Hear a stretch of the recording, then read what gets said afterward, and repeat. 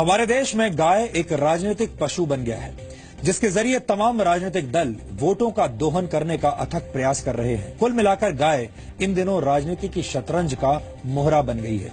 लेकिन आज हम गाय के राजनीति शास्त्र के साथ साथ गाय के अर्थशास्त्र और समाज शास्त्र का 100% शुद्ध और पवित्र डीएनए टेस्ट करेंगे, जो ये साबित करेगा कि गाय को मारने से ज्यादा फायदा गाय को जिंदा रखने में है। गाय का दूध हो, गोबर हो या गौमूत्र, गाय मरते दम तक समाज की भलाई का काम निष्काम भाव से करती है। शायद इसीलिए वेद पुराणों में गाय को कामधेनु कहा गया है। गाय का दूध कई तरह के रोगों को रोकने और उनके उपचार में काम आता है और गाय ही मनुष्य के आसपास मौजूद एकमात्र ऐसा प्राणी है जिसका मल मूत्र भी पवित्र और उपयोगी माना जाता है। वैज्ञानिक रिसर्च में ये साबित हुआ है कि गाय के दूध में प्रोटीन, कार्बोहाइड्रेट्स, मिनरल्स और विटामिन डी होता है, जो रोग प्रतिरोधक क्षमता और मानसिक विकास में सहायक होता है। ये भी माना जाता है कि यज्ञ और हवन के दौरान गाय के दूध के घी की आहुति इसलिए दी जाती है क्योंकि इससे हवा में ऑक्सीजन का लेवल बढ़ता है। वैज्ञानिक रिसर्च में यह भी साबित हुआ है कि गौमूत्र में मौजूद तत्वों का सेवन कैंसर और टीबी जैसी बीमारियों में फायदेमंद होता है। पेट संबंधी बीमारियों में भी आयुर्वेद गौमूत्र के सेवन की सलाह देता है। और आपको ये जानकर बेहद हैरानी होगी कि अमेरिका ने गौमूत्र उत्पादों से जुड़े 4 पेटेंट्स ले लिए हैं। अमेरिका हर वर्ष भारत से गौमूत्र आयात करता है और उससे कैंसर की दवा बनाता है। गाय का गोबर भी गौमूत्र की तरह ही मूल्यवान होता है। रासायनिक खाद के मुकाबले गोबर से बनी प्राकृतिक खाद के इस्तेमाल से कृषि योग्य भूमि की नमी 50% तक बढ़ जाती है, जिससे फसल अच्छी होती है। गाय के गोबर से बनी बायोगैस अमेरिका और जर्मनी जैसे देशों में गाड़ियों के ईंधन के तौर पर इस्तेमाल हो रही है और मशहूर कार निर्माता कंपनी टोयोटा गाय के गोबर से हाइड्रोजन फ्यूल बनाने की तकनीक पर भी इस वक्त काम कर रही है। यही वजह है कि गाय को कामधेनु कहा जाता है। तो हमको जरा ये बताइए कि वो गाय जो कि लोगों की नजर में बेकार हो जाती है, तो वो बेकार गाय जो है जब जमीन पे जाती है, ये एलन सेवरी की रिसर्चेज हैं, 1 किलो गोबर जिस जमीन में पड़ जाता है उस जमीन में 9 लीटर पानी अपने अंदर एब्जॉर्ब करने की क्षमता बन जाती है। और जब आप ये इमेजिन करिए कि वहां पे एक गाय 8-10 किलो गोबर छोड़ रही है, तो 100 लीटर पानी उस सॉइल के अंदर मॉइस्चर की तरह से एब्जॉर्ब रहेगा। और अगर साल ऐसा होगा तो इरिगेशन वाटर की तो जरूरत ही नहीं पड़ेगी। का मूत्र भी हमने काफी 10 रुपए लीटर भी लगाए, तो अभी 5 लीटर 50 के हिसाब में 8-10 हजार महीने का तो एक गाय आराम से आपको गोबर मूत्र दे सकती है। गोबर और मूत्र दे सकती है, जो कि लोगों की नजरों में नकारा, जो किसी काम की भी नहीं, वो गाय तैयार कर रहे हैं। इसके लिए बाकायदा किसी प्लांट की जरूरत है। ये देश में किसान हमारे जो हैं वो ऐसे ही गोबर से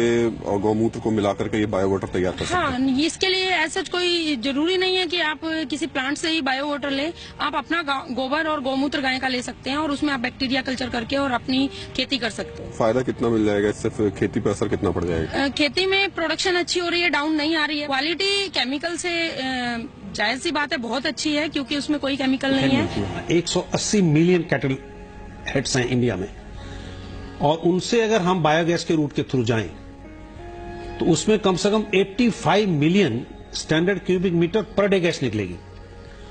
और उससे ज्यादा निकलेगा गोबर से कंपोस्ट, उसको बायो कंपोस्ट बोलते हैं या बायो मैन्योर भी बोलते हैं।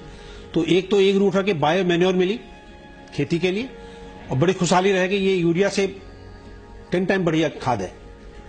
इसकी जो उर्वरक शक्ति है मिट्टी की, वो हमेशा कायम रहती है, बढ़ती है रादर। तो ये खाद का काम आया।